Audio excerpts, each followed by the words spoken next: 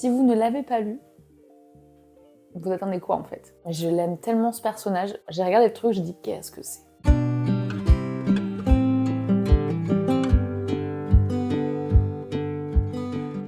Ça y est, il est enfin venu le temps pour moi de vous faire un retour bilan de mes lectures 2025. Chaque année, c'est la même chose. Je me dis, ok, je devrais lire plus. Vu que je m'occupe du rayon littérature et polar, il y a énormément de sorties. Je suis censée lire à peu près tout ce qui sort. En tout cas, à faire au mieux. Je mets beaucoup de pression pour essayer d'être au top et de pouvoir faire le plus de conseils possible. Le problème là-dedans, c'est que lire devient un peu une sorte de course dans laquelle on se retrouve très vite dépassé. Je lis de moins en moins pour le plaisir, mais de plus en plus pour la quantité. De la même manière, je me concentre essentiellement sur les livres qui sont dans mon rayon, c'est-à-dire la littérature, et depuis peu le policier. Donc j'ai un peu comme objectif pour l'année 2026 de lire plus de choses diversifiées, peut-être de lire un peu plus d'essais parce que c'est ce que j'aime aussi, et surtout de lire ce que je n'ai pas l'habitude de lire, c'est-à-dire un peu de romance, du manga, des choses comme ça où je ne vais jamais. L'idée c'est que j'aimerais être une libraire qui soit vraiment à 360 degrés et qui puisse répondre à n'importe quelle demande sans dire « Oh, j'ai besoin de l'aide de mes collègues ». Bref, en chiffres, qu'est-ce que ça donne? Cette année, j'ai lu environ 75 bouquins, si je n'en ai pas oublié en cours de route, parce qu'évidemment, je suis une daube pour noter les livres que j'ai lus. Donc là, actuellement, sur Glyph, je suis à peu près à 64 livres. Dans toutes ces lectures, quelles sont celles que je vais retenir? Du coup, on va commencer par la BD, puisque la BD, j'ai eu plusieurs coups de cœur, des choses que j'attendais qui sont enfin sorties et qui étaient géniales. Je commence avec Merveilleux, Cookie Calcaire, un auteur que je ne connaissais pas du tout. Et j'ai adoré cette BD. Malgré le sujet qui est pas très facile, elle était très légère et très belle. J'aime beaucoup les dessins, la colorimétrie. J'ai fait une vidéo sur Insta pour en parler, si jamais ça vous intéresse. Mais voilà, ça a été vraiment un peu une sorte pas de révélation, mais ça a été en tout cas un des plus gros coups de cœur BD de cette année. Elle est suivie de près par 2 BD de Quentin Zution. Il a écrit notamment Sage, qui est sur la dépression. Et c'est dans beauté, que j'ai d'ailleurs préféré, parce qu'il y parle entre autres de l'homosexualité et du sida. Les dessins déjà, enfin vraiment en termes de dessin, le gars est là quoi. Genre les dessins sont magnifiques. Je sais pas, ça fait très vaporeux un peu comme dessin, je sais pas trop comment l'expliquer. Mais vraiment, il a une patte très à lui parce que la deuxième BD, Sage, je l'ai lu après avoir lu Salon de beauté, sans savoir que c'était le même gars. En fait, en regardant les dessins, je la mets, attends, mais c'est le même boug qui a fait ça là. Il aborde énormément de sujets comme la sexualité, les choses comme ça. Et pour le coup, il y a certains dessins qui sont assez trash. En gros, on voit des gros... Peggy 18. Vous voyez ce que je veux dire. Mais je trouve que par contre, inversement, il raconte beaucoup de lui dans ses BD et du coup, tu le découvres à travers les BD et je trouve ça génial. Parmi toutes les sorties, une BD que j'attendais avec énormément d'impatience, c'était le tome 4 du Château des Animaux. Si vous ne l'avez pas lu, vous attendez quoi en fait? C'est une série qui est en 4 tomes, donc le 4 vient de sortir il y a un mois, un truc comme ça. C'est tiré entre autres de La ferme des animaux de George Orwell. Les dessins sont super, le scénario est super. 4 tomes, c'est pas assez presque, j'aimerais qu'il y en ait 40. Non vraiment, c'est une tellement bonne série, j'ai adoré. Et pour les BD, je vais finir avec une qui, malgré tout ce que j'aurais pu imaginer, m'a vraiment profondément marquée. C'est La nuit retrouvée de Lola Lafont et de Bagieux. Vraiment, je ne sais pas quoi vous dire, j'ai adoré. Je pense que ça a touché quelque chose chez moi. Je sais pas, elle raconte quelque chose d'universel sur la femme et sur nos mamans qu'on connaît très bien et en même temps qu'on connaît si peu en fait. J'ai trouvé ça vraiment finement raconté, très bien amené. On clôture le chapitre de la BD et on va juste faire une toute petite dérive sur le polar. Puisqu'en vrai, il y en a 2 que j'ai vraiment beaucoup aimé. Le premier, c'est La disparition d'Hervé Snout. Pareil, j'ai pas vraiment fait de review dessus. J'en ai parlé rapidement dans un post. Mais vraiment, j'ai adoré. Donc, je suis très peu policier, j'en ai très peu. J'avoue que celui-ci, je m'y attendais pas du tout. Je l'ai lu suite à la recommandation d'un de mes représentants. Représentant égale vendeur attitré à une maison d'édition qui vient vendre un livre à un libraire. Je vous ferai peut-être une vidéo si vous voulez sur un peu les métiers importants, voilà. Mais bref, du coup, donc voilà, donc ma repré m'en avait parlé et voilà, elle m'avait dit écoute, c'est super, blablabla, blablabla, lis-le.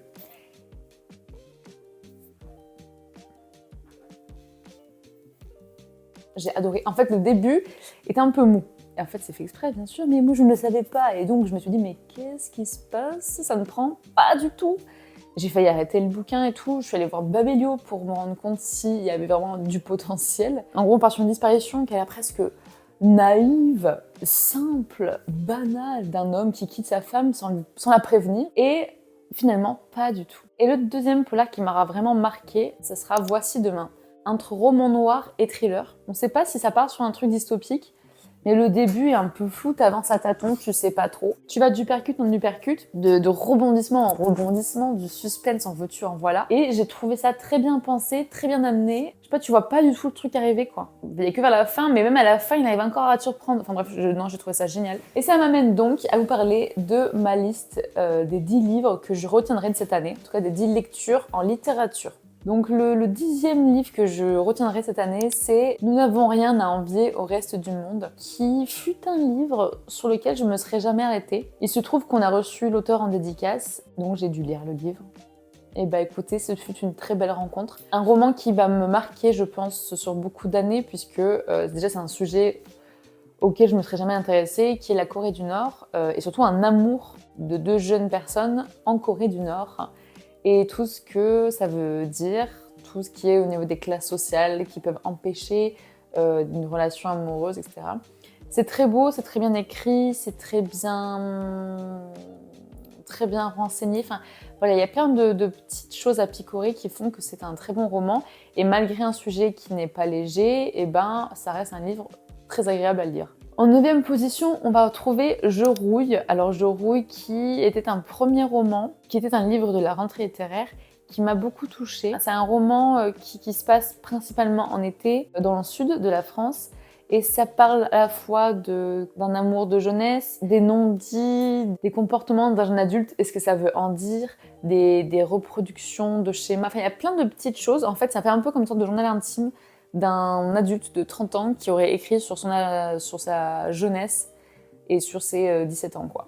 Et je sais pas, il y a plein de choses, c'est plein de justesse, c'est plein de douceur, c'est vraiment très agréable à lire. Voilà, c'est un texte que je pourrais même relire en été, je trouve qu'il se lit parfaitement, quoi. On dirait qu'on suit presque... On suit la vie de jeunes adultes sur quelques jours, et je sais pas, il y a vraiment un truc un peu genre... Ah, c'est agréable, quoi. On a envie de le lire, de le relire en été, quoi. En 8e position, on retrouve Flamboyante Zola, un livre que j'ai adoré lire et que je vends extrêmement bien pour Noël, puisqu'il peut être lu à la fois par un public assez jeune ou par un public assez vieux. On parle très peu, en fait, des femmes, des auteurs, etc. Et là, il est question de la femme d'Émile Zola, Alexandrine Zola, qui l'a poussée à bout de bras pendant toute sa vie. C'est grâce à elle qu'il est devenu célèbre, c'est grâce à elle qu'il a commencé à écrire. Elle est journaliste, puis auteur, à écrire sur l'histoire de Dreyfus. Ça raconte aussi leur vie privée qui était très importante, surtout à l'époque. En fait, elle dit quelque chose d'elle, puisqu'il a eu des enfants avec une de leurs femmes de chambre, je sais pas trop quoi. Il se trouve que cette femme a eu une place réelle dans leur couple, puisque Alexandrine était au courant, et qu'elle a quand même décidé, entre guillemets, de laisser les choses se faire pour qu'ils puissent avoir des enfants, parce qu'eux, ils pouvaient pas, ils n'y arrivaient pas. Et donc là, c'était la seule opportunité pour Zola d'avoir des enfants, et elle a laissé les choses se faire, malgré tout, et malgré le fait qu'on puisse dire des choses sur elle, et malgré le fait que ça soit douloureux, en fait, tout simplement, d'avoir quelqu'un d'autre avec qui partager tout ça. Et voilà, jusqu'au bout, elle aura été quelqu'un de dingue dans sa vie, et quelqu'un de dingue dans ma vie, parce que vraiment, ça m'a beaucoup, beaucoup touchée. On continue avec Quitter la vallée, qui fut une très belle surprise. Il y avait le prix Talent Cultura. On va élire un talent, un jeune auteur ou une jeune autrice, dont c'est le premier ou le deuxième bouquin. Et là, celui-ci faisait partie de la liste. J'avais pas du tout prévu de le lire, et c'est pareil, c'est la représentante que j'adore, Gallimard, qui m'a dit, franchement, lis-le et tout, tu passes pas à côté, parce que c'est dommage, c'est vraiment un bon texte. Donc je l'ai lu, en plus c'est pas un gros bouquin, quoi. Et je l'ai lu, je l'ai adoré. Je l'ai trouvé vraiment génial. Enfin, il y a 3 personnages, 3 visions différentes, on sait pas trop, mais ça vient s'imbriquer.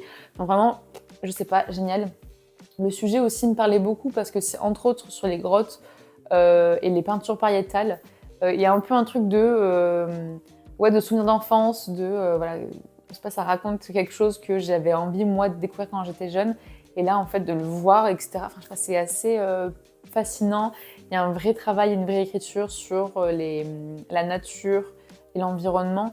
Enfin, je sais pas, le tout a fait que ça a très bien marché et que j'ai vraiment beaucoup aimé ce bouquin, quoi. En 6e position, et celui-ci, franchement, j'aurais même presque pu le mettre en 2e position.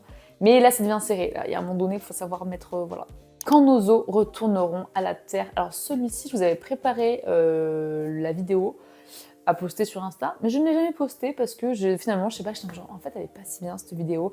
Et je trouvais que ça rendait pas assez honneur à ce livre que j'ai, ma foi, adoré. En plus, ça sortait de mon carcan habituel puisque c'était du fantastique.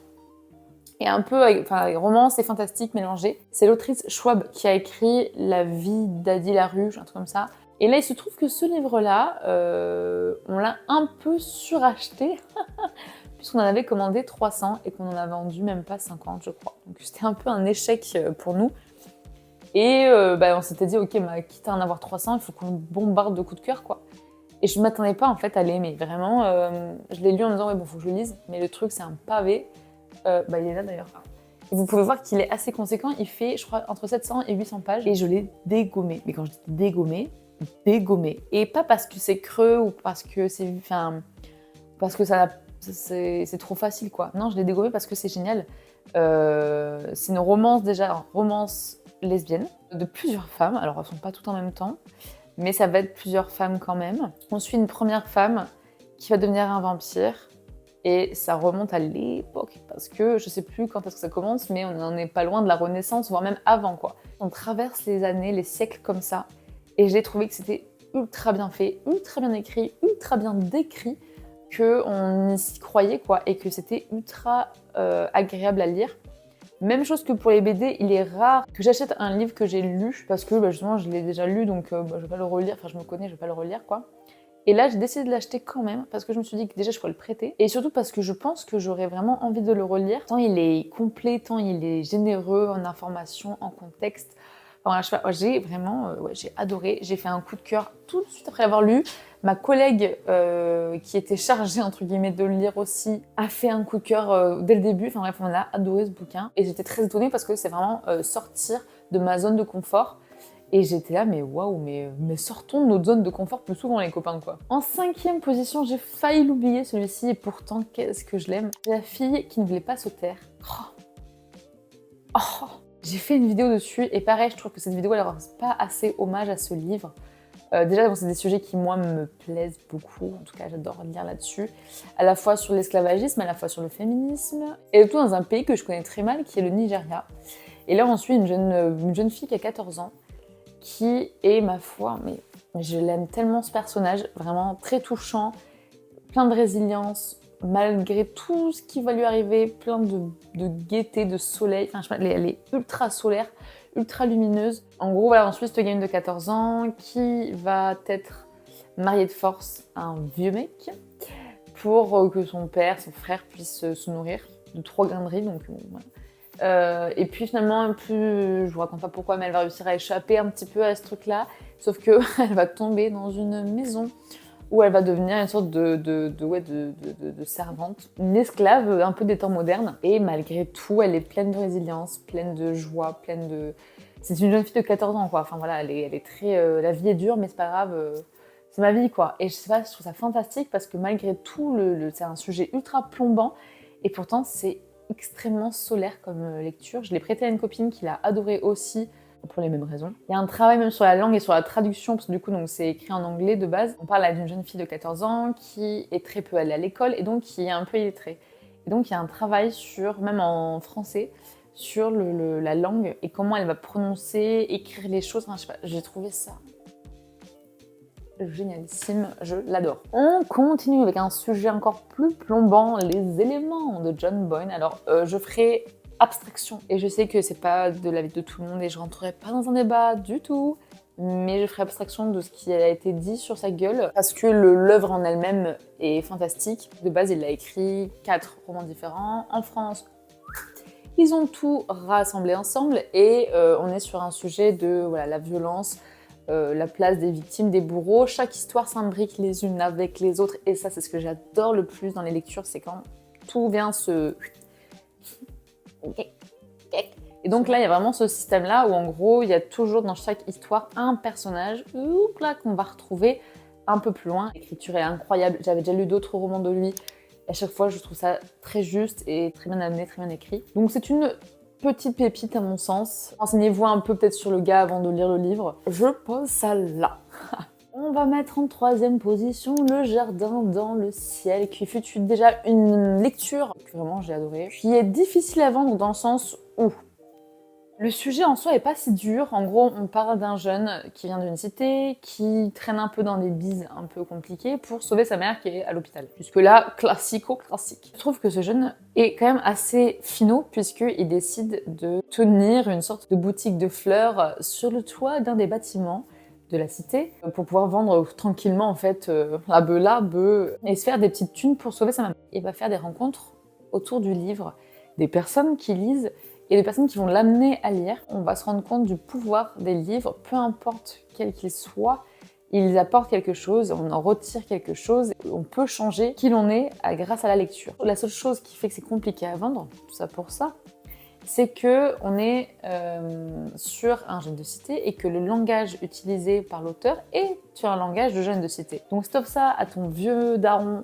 ou ta vieille grand-mère de 80 balais, autant te dire qu'elle va pas comprendre ce qu'elle lit, quoi. Ça, c'est un roman que j'aime beaucoup. Il est sur ma table coup de cœur, il se vend tout seul en fait. J'ai pas besoin d'en parler, je pense que les gens à qui il est destiné s'y intéressent d'eux-mêmes. Si ça vous intrigue plus, vous pouvez aller voir ma vidéo directement sur Insta. La 2e position sera Le Désir dans la cage. Alors, je sais pas si c'est que je suis matrixée par le fait que c'est les fêtes et que je le vende beaucoup, que j'en parle beaucoup, mais c'est un roman qui m'a beaucoup touchée. J'ai trouvé fou. Déjà, c'est les éditions Les Avrils où j'avais été extrêmement touchée par la petite bonne qui avait raflé je sais plus quel prix. Et là, on retrouve un petit peu ce filon, déjà la façon dont c'est écrit, c'est assez poétique, assez musical. Et le sujet, c'est très, très féministe aussi, je trouve. C'est la place d'une femme au 19e siècle qui va devenir pianiste. C'est comment elle s'est fait sa place et comment, en plus de ça, elle a décidé de vivre sa vie. Il y a ce côté un peu historique, il y a ce côté un peu témoignage presque, biographique en fait de cette artiste. Et je pense qu'il y a beaucoup d'amour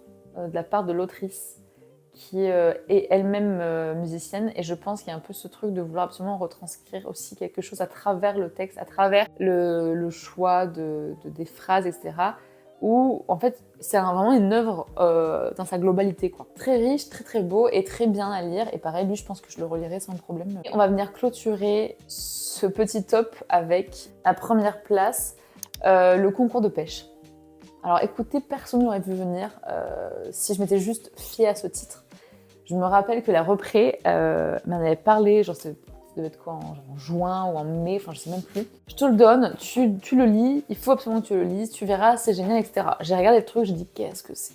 Qu'est-ce que c'est le concours de pêche? Mais qu'est-ce que j'en ai à foutre, moi, de la pêche des hameçons? Qu'est-ce que c'est? Je l'ai commencé avec un petit peu de dédain, si je suis assez honnête avec tout le monde. Et j'ai fini en larmes, à me moucher dans mes manches, tellement je l'ai adoré. Très touchant. Ça se passe à Sète, petite ville de pêcheurs. Je vous raconte pas le livre parce que pareil, j'ai fait une vidéo dessus. Une vidéo d'ailleurs où je peins. En conseil et tout, il est très agréable à vendre. Et à lire, il est... je sais pas. C'est une petite boucle d'amour. Ça parle de plein de sujets qui me touchent beaucoup. De l'immigration, de la difficulté de la vie, des sans-abri. Ça pourrait être des sujets qui sont ultra lourds, mais ça vient s'enclencher dans quelque chose de très solaire. C'est vraiment le sud comme on l'imagine et comme on l'aime, avec des personnages très marqués, très réalistes, ceci dit d'ailleurs, très racistes, très vieux jeu. Je les adore. Un tout qui fait que ça marche extrêmement bien. Gros coup de cœur, j'espère que ça vous tentera. On conclut sur ce petit top, parce que c'est bon, ça y est, ça va. 10 livres, plus tout le reste. Je pense que j'ai été assez généreuse en recommandations. Je finis la vidéo sur les objectifs que je vais me fixer pour 2026. En fait, il y a un sujet qui est compliqué quand on se lance sur les réseaux sociaux et à faire du contenu, etc. C'est que on a un peu ce truc d'avoir envie de percer. Alors, percer à différents niveaux, parce qu'il y a des gens qui, pour eux, percer, ça va être avoir 100 000 abonnés. D'autres, c'est avoir 300. Moi, dans ma tête, percer, c'est me dire, entre guillemets, je me fais un peu une place et les gens vont peut-être penser à moi quand ils penseront à des influenceurs, livres, etc. On en est loin, mais c'est pas grave, c'est ok, c'est la vie, il faut juste que j'apprenne à penser différemment. Je pense que j'ai envie de continuer dans ma lancée, peut-être en étant plus régulière, parce qu'il y a eu des moments où c'était très décousu, mais pas en postant tous les jours, parce que genre là je l'ai fait pour le calendrier de l'Avent, c'est éreintant, c'est épuisant, il faut une créativité que je ne pense pas avoir. C'est pas grave, il faut faire le deuil de certaines choses, me dit ma psy, bah écoutez, ça en fait partie, je ne suis peut-être pas si créative. Ok Marine, détends-toi la nouille, c'est pas encore une fois une course. Mon métier, c'est libraire, c'est pas être influenceuse, mais voilà, ne vous attendez pas à ce que je continue autant que la calendrier de l'Avent, c'est impossible pour moi de tenir ça. Et en plus de ça, maintenant, j'ai inclus les vidéos YouTube. C'est un format que je préfère parce que c'est plus long et que je peux parler pendant 3 heures. Actuellement, ça fait presque 1 heure que je tourne. Je vous laisse imaginer l'état de moi-même en train de monter. C'est un truc que je préfère, donc voilà, j'essaierai d'en faire 2-3 par mois, pareil. Je veux pas m'essouffler, je veux pas me tuer à la tâche. Le but, c'est que ça reste du plaisir, comme la lecture. Donc voilà. Comme ça, vous avez un peu une idée de comment ça va se passer. Un objectif personnel qui va être de participer à plus d'événements autour du livre. Alors plus de salons, plus de rencontres, parce que j'avoue que j'en fais, mais c'est quelque chose qui me stresse un petit peu et que je repousse. Parmi tout ça, j'aimerais vraiment réussir à booker et à faire, mais au moins à booker, une retraite lecture. J'ai vu ça avec plusieurs comptes qui m'intéressaient beaucoup. J'adore l'idée de se retrouver entre plein d'autres lectrices et de pouvoir bookiner pendant un week-end, 2-3 jours, dans un cadre idyllique, dans un contexte qui fait que t'as envie de lire et de partager autour de ta lecture. Je trouve ça génial. Donc voilà, je pense que 2026, je me fixe, je sais pas du tout quand est-ce que je vais le placer, mais j'aimerais bien m'occuper de ça. Et on finit avec mon plus gros challenge, puisque c'est incorporer dans mes lectures de chaque mois au moins une romance, parce que forcément dans mon rayon littérature, il y a la romance, et que jusqu'à présent mes lectures romances, c'est pas trop ça. J'ai des lectures qui ont fait que j'ai pas eu du tout l'appétence et l'envie de m'y mettre, et sauf que je me dis aussi que en fait j'ai des lectrices, des clientes qui ont besoin de conseils, c'est assez rare, mais il y en a. Et j'aimerais pouvoir les conseiller et pas devoir appeler mes collègues à chaque fois à la rescousse. C'est mon objectif, comme de rajouter peut-être d'autres styles, peut-être du manga, j'en lis très peu, voire pas du tout. Rajouter de tout ce qui est sciences humaines parce que j'adore ça.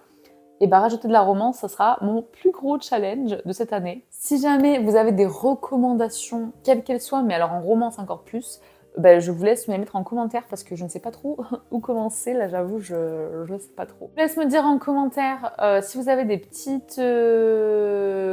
ajustements. Qu'est-ce que vous aimeriez voir, ne pas voir? Est-ce que ce format pour le moment vous plaît? Sachez que je suis trop contente de faire ça, vraiment, je suis trop ravie. Écoutez, qu'est-ce que je vous souhaite? Une bonne année parce que je ne pense pas que j'aurais fait une autre vidéo d'ici là. Je ne suis pas aussi productive. Voilà, plein de bisous sur vos petites fesses et wow, attends, on a pris une tournure super. J'avoue, il n'y a pas eu de demande de consentement. Autant pour moi, bisous sur vos petites joues, c'est déjà plus raisonnable. Avec le consentement, bien sûr. Allez, ciao ciao.